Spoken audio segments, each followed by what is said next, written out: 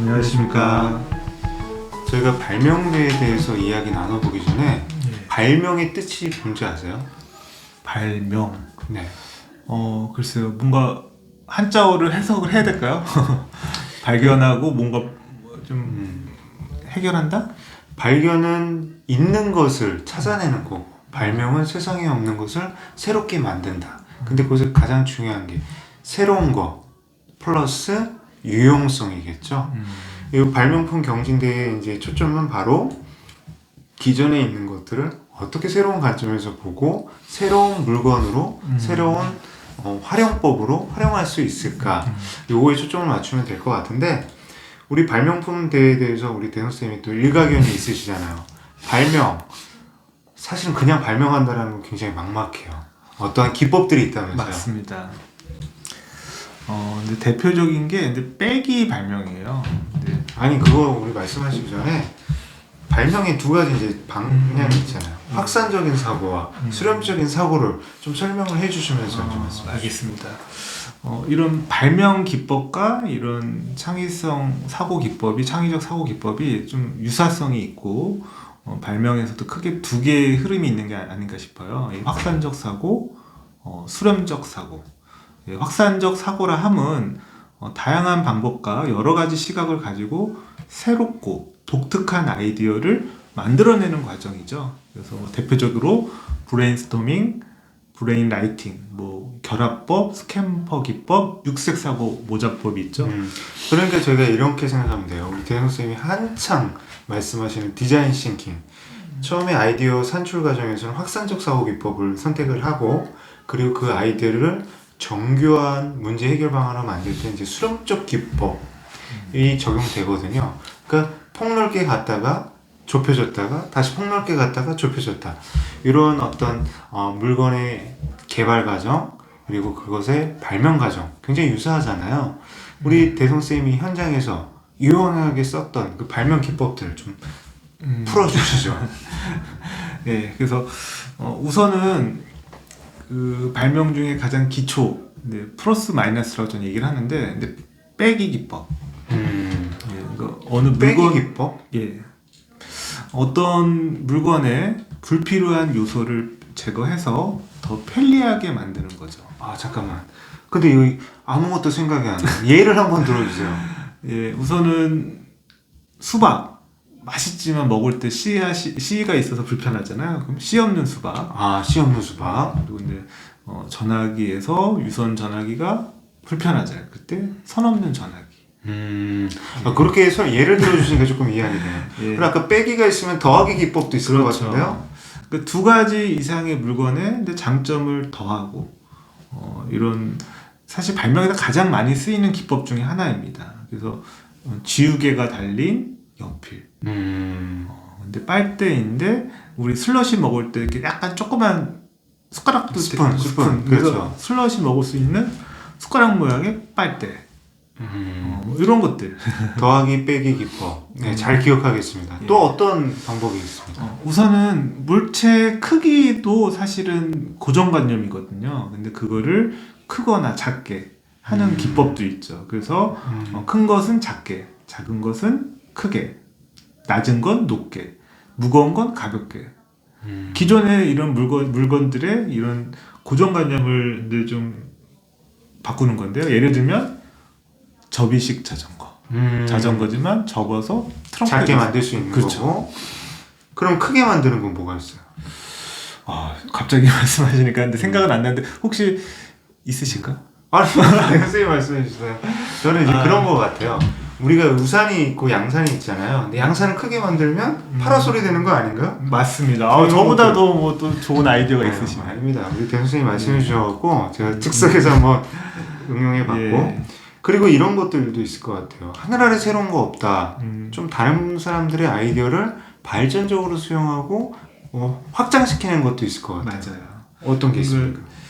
이 발명 기존에 이제 예를 들면 파리 잡는 끈끈이가 유행을 했어요. 근데 사실은 파리에만 유용하냐? 바퀴벌레나 다른 유해 곤충에도 유용하잖아요. 그러면 끈끈이를 해서 예를 들면 바퀴벌레 잡는 끈끈이 이렇게 가능한 거죠.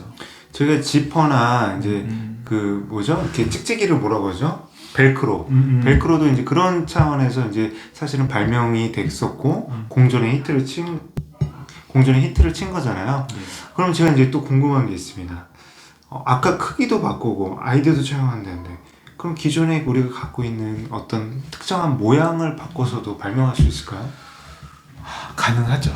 그러니까 실제로 우리가 예를 들면 약봉투가 보면 사각형이에요. 직사각형인데 뜯을 때 모서리를 뜯어도 잘 안 뜯어지고 이렇게 뜯다 보면 이렇게 다 날리잖아요. 근데 요즘 보면 이렇게 손가락처럼 얇은 봉투로 나와서 뜯으면 바로 이렇게 쏟기가 좋게 나오잖아요. 그래서 이런 것들.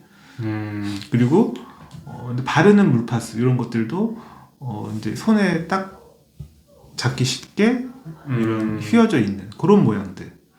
그러니까 저희가 기존의 쓰임새는 그대로 놔주지만 모양을 바꿔서 사용 방식을 편리하게 하거나 새로운 관점으로 접근한다. 그러면 이제 모양을 바꾼다는 거 아예 그럼 근본적인 용도를 바꿀 수도 있지 않을까요? 지금 대부분의 물건을 한 가지 용도로만 쓰잖아요. 근데 우리 창의성에서도 근데 그거를 다른 해결 도구로 쓰는 게 되게 중요하게 보는데 이제 예를 들면 기존에 이런 종이컵이 있어요. 네. 근데 여기서도 구멍을 뚫으면 이렇게 물 뿌리개로 할 수도 있고 뭐 여러 가지 뭐 예를 들면 헬멧이 있는데 기존 헬멧에 이제 저도 자전거를 많이 타고 다니는데 플래시를 붙인다든가 아니면 이렇게 LED 이렇게 반짝반짝을 붙인다거나 맞아요. 그런 것 같아요. 뭐냐면 우리가 지금 독서등 많이 이렇게 이마에다 달고 쓰시잖아요. 근데 예전에 이제 광산에서 일하시는 어떤 근로자 광부들이 앞에 불을 밝히고 양손을 자유롭게 이제 노동 행위를 하기 위해서 쓰였던 그 등을 갖고 이제 활용한 것 같아요. 그런 것들도 이제 관련성이 있네요. 그렇다면 우리가 이런 아이디어 발상을 완전히 반대로 생각해서 해도 발명이 될 수 있지 않을까요?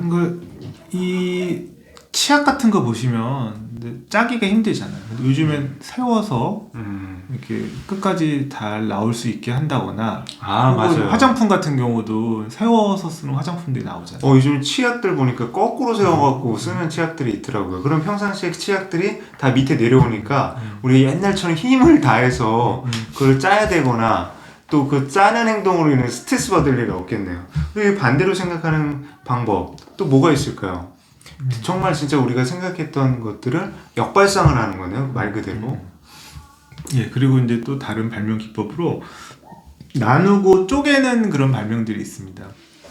우리가 이제 케이크 같은 경우도 요즘에는 조각 케이크 여러 개가 합쳐져서 하나의 케이크로 팔아요. 그러면 다양한 맛을 먹을 수 있잖아요. 뭐 그런 것들 혹은 근데 주차장에 이런 주차 공간을 하나의 기준으로만 분류한 게 아니라 예를 들면 소형차는 이렇게 노란색, 뭐 대형차는 파란색 해가지고 다양하게 주차할 수 있게 한다거나 이런 것들도 하나의 쪼개기 발명 기법이 아닐까 싶어요. 나누고 쪼개는 방법. 예. 그러면 이제 그 어떤 물건들을 만든다 그러면 재료를 또 바꿀 수도 있을 것 같아요. 어떤 발명이 있을까요? 그러니까 요즘에 지금 핫한 게 이런 음료수 캔들 사실은 이제 환경에 문제들이 많이 있잖아요. 리사이클 하는데. 그래서 종이팩으로 탄산음료 팩을 만든다고. 정말 가능할까요? 지금 코카콜라나 뭐 이런 데서 실제로 이제 시제품이 나왔다고 하더라고요. 그래서 그런 것들. 맞아요. 요즘 칫솔도 대나무 칫솔이 나오더라고요. 그래서 쓰다가 달면 자연스럽게 저희가 자연으로 돌아가는 거잖아요. 그런 칫솔도 있거든요. 그러면 하나를 다양한 용도로 쓸 수 있게 발명하는 경우도 있지 않을까요? 그래서 이제 뭐 여러 가지가 있어요. 뭐 이런 화분인데 벽돌처럼 쌓아서 경계를 만들 수 있는 화분 모양의 심을 수 있는 벽돌 뭐 이런 것도 있을 수 있고요. 이런 것들은 이제 생각하기에 따라서 참 다양할 것 같아요. 이런 다양한 기법들을 통해서 발명을 할 수가 있어요. 근데 그러한 발명의 어떤 결과물을 더욱 돋보이게 할 수 있는 방법이 있는데 뭔지 아세요? 이거는 제가 이 발명 지도의 특허인데요. 네. 어떤 조건을 부여하는 거예요. 조건. 그래서 예를 들면 되게 단순한 발명이지만 우리 가위 같은 거 있잖아요. 근데 안전 가위라고 해서 가위 여기 앞에 이렇게 딱 고무마개를 막아서 다치지 않는 가위라든가 뭐 어떤 우리 저학년 아이들이 가위를 쓸 때는 손을 잘 다치거든요. 칼 같은 것도 그렇고. 근데 그런 것들을 저학년 아이들도 쓸 수 있는 작은 모양, 작은 크기로, 그리고 안전한 테두리가 있어서 칼날은 드러나오지 않게 한다거나. 저는 어떤 우리 학생들 있어서 사실 하나하나 새로울 게 없거든요. 근데 우리 초등학생들, 중고등학생들 발명해서 학교라는 조건, 혹은 힘이 약한 약자를 위한 조건들, 노약자. 요거를 조금 제가 정리해 볼게요. 혹시 적정 기술이라는 말 들어봤어요? 예, 들어왔습니다. 그러니까 저희가 이 어떤 발명에 있어서 그 가치를 담아내는 거죠. 공공의 가치, 공익의 가치. 그런 것들이 있어서 예전에 적정 기술이 굉장히 센세이션이 됐던 게 혹시 아프리카에서 우리 어린 학생들이 물을 뜨러 갔다 오는 것 때문에 학교를 못 다니는 경우가 있어요. 맞아요. 굉장히 멀리가 있었거든요. 그리고 물이 굉장히 무거워요. 어떻게 물통을 만들었는지 아세요?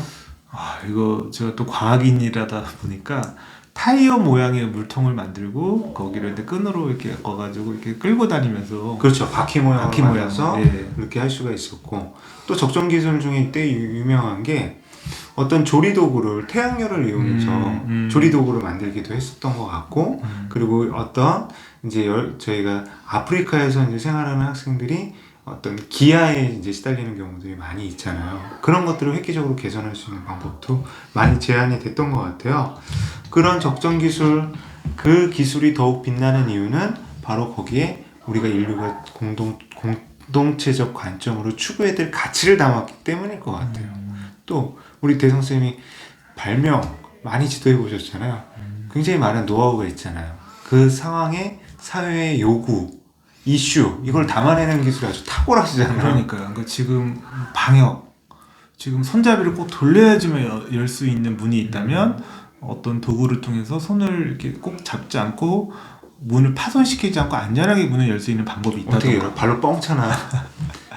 그러니까 예를 들면 밑에 안전장치가 있어서 이렇게 버튼식으로 발로 밟으면 연다거나. 그래서 엘리베이터도 이제 외국의 사례지만 발로 밟는 엘리베이터가 있더라고요. 그리고 그렇죠. 실제로 이제 최신 아파트들은 레이저가 있어서 이렇게 딱 누르면 엘리베이터 버튼이 레이저에 반응을 해서 눌러지는 그런 기능도 있더라고요. 그래서 올해는 이제 코로나가 물론 어느 정도 정상화되고 있지만 그런 방역이라든가 혹은 환경, 요새 이런 이산화탄소 문제들, 탄소 절감이 시대적 화두인데 그런 환경 문제에 관련된 발명품들.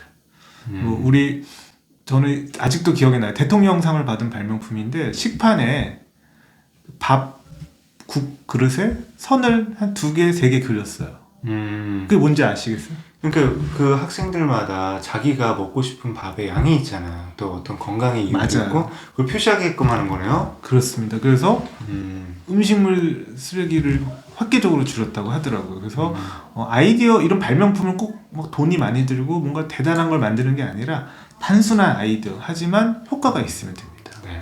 오늘 대선생님이 말씀해 주신 거 듣다 보니까 제가 발명품 경진대에 나가고 싶은 이 욕심이 생기는데, 사실은 우리 대성생님이 말씀해 주시는 거는 시네틱스, 유추, 트리지 같은 정말 전문적인 발명 기법을 우리 학생들이 이해하기 쉽게, 학부모님들이 이해하기 쉽게 풀어주신 것 같아요.